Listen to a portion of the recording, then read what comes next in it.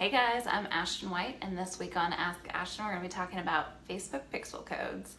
So I just recently finished up a Facebook ad series class, and that was the last thing we talked about was targeting, retargeting, and Facebook pixels and how you can use those. So I found that a lot of people don't understand what a Facebook pixel is and what it does, so I'm going to break that down for you today.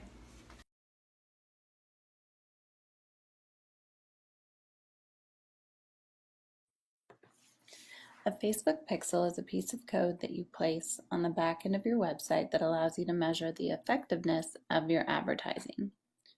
So when you run a Facebook campaign for traffic to your website then collects information on who visited. With this information, you can create a custom audience of people to either retarget, or you can create what's called a lookalike audience, and it will choose people with the same demographics. So in short, that is what a Facebook pixel does for you.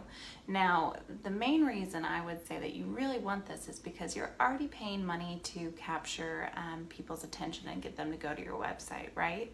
Well, now you can create that custom audience and take people that are already interested in what you had to say the first time and send them another message through Facebook advertising. So if you have any questions about Facebook pixels or how to use them or get them set up, please put it in the comments below.